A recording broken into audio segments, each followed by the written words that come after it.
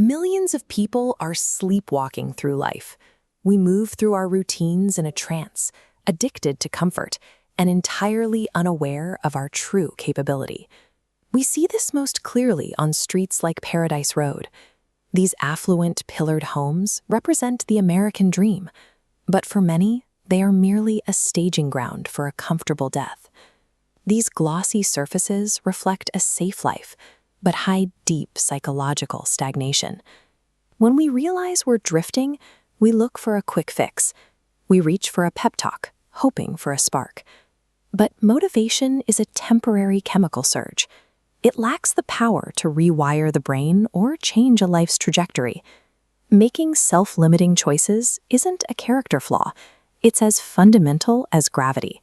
Our brains are biologically wired to seek the path of least resistance. The comfort trap isn't just a habit, it's the default operating system we are born with. Engines use a governor to limit speed. Your brain uses an identical mechanism. It transmits pain, begging you to stop. This is the 40% rule. At your perceived limit, you've used just 40% of your capacity. A 60% reserve remains locked away. To keep that reserve out of reach, the governor weaponizes your history. It uses past trauma and insecurity as a rational excuse to hit the brakes and retreat. Accessing that hidden 60% requires a manual override of your survival programming. You have to learn how to ignore the signal to quit and stay in the fight long after your mind has checked out. The first tactical step in this override is the accountability mirror. You stand before your reflection and perform a brutal assessment. You list every flaw, every weakness, and every past trauma. You state these truths plainly, without the padding of excuses or the comfort of denial. By claiming total ownership of a bad hand, you shift the responsibility for success entirely onto yourself. When you stop blaming the world for your circumstances, you are the only one left who can fix them. From there, you begin the process of callousing the mind. Just as hands build thick physical calluses from the repetitive friction of gripping steel, the brain builds resilience through intentional discomfort. You seek out the activities you hate, the things that make you most uncomfortable, and you do them every single day. Brutal self-accountability, combined with a daily regimen of intentional suffering, reprograms the brain to tolerate stress. It is the only way to manually override the governor and push past the 40% mark. When the governor screams at you to quit in the heat of a mission, you reach into the cookie jar. This is a mental catalog of your past victories, the times you studied 3 times harder to graduate or ran on broken legs.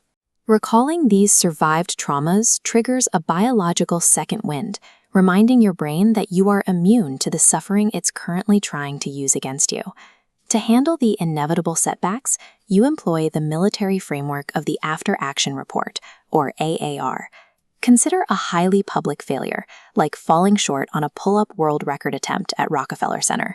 Instead of retreating into shame, you use the AAR to perform a live autopsy. You strip away the ego by cataloging every objective variable, from your specific grip technique to the exact humidity in the room, dissecting the failure until it is just a set of data points to be corrected. By weaponizing past pain through the cookie jar and neutralizing failure through the AAR, trauma stops being an excuse to quit. It becomes the jet fuel needed to drive you through the 40% barrier. This process results in an armored mind, a mindset so calloused by experience that it becomes impervious to external circumstances. At prestigious institutions like MIT, the prevailing research often focuses on genetic limitations. Many experts argue that humans have hard ceilings, biological walls that mental toughness simply cannot scale. For most people, those ceilings are real, but there is always a 1% willing to put in the work required to defy those odds. They prove that what science calls a hard ceiling is often just a layer of mental grit that hasn't been challenged yet. This 1% isn't defined by natural talent or superior DNA. They are defined strictly by their willingness to suffer and conquer their own cognitive limits.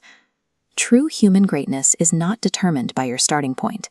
It is built through the relentless willingness to tear down perceived limitations and forge a mind that cannot be hurt. The final reality of the armored mind is that there is no permanent victory. There is no finish line.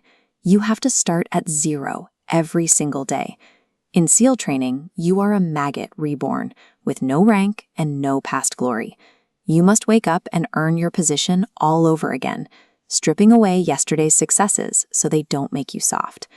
This mindset demands that you constantly seek out new, extreme friction. If you stop pushing, the comfort trap will slowly close around you again, and your governor will reset to its default 40% cap. Stop relying on fleeting motivation. Stop looking for the easy way out. Deliberately seek out the path of most resistance and go to war with yourself. Your potential is only limited by your desire for comfort. Life is an endless endurance race, and the only person who can stop you is the one looking back at you in the mirror.